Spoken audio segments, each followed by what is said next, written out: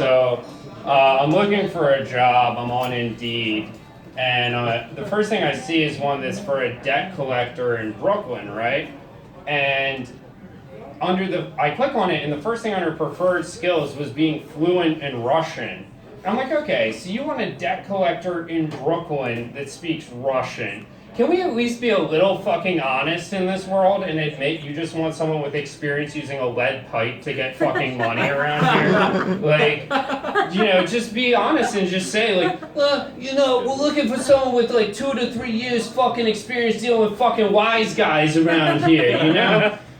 Like, so I don't know if it was because I was looking for some ways to make money, but on my Facebook I got a fucking ad that said, like, oh, do you want to donate sperm? So I think I did what any reasonable person would do in that situation. I click on it and I spend the next 5 to 10 minutes finding out exactly how much my spunk is worth. And what I realized that I had no idea on was that every person is not, it's confidential, so you don't see their name. What you see instead is like this fucking brand name that they came up with, right? So the way like orange juice has Tropicana, they have their own brand names. So some of my personal favorites that I would pick if I was a fucking lady were the high fructose corn syrup and not Kevin Spacey's. Thought those were total fucking winners right there.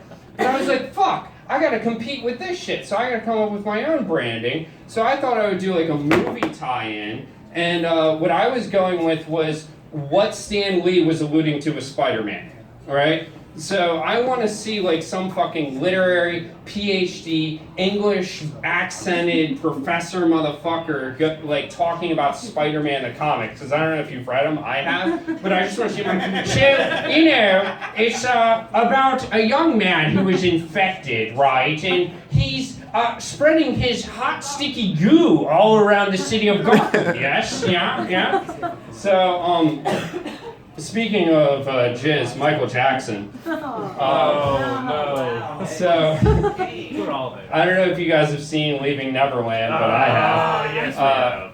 So, not to get into the deep dark parts because they're deep dark parts. But like the crazy thing to me is they have like live footage of Michael Jackson when, back in the day when he's alive and he's fucking like chasing these little fucking 7-year-old kids holding their hands into a limousine, and like, it's crazy. Like, if I had that, no one would let me out of this room.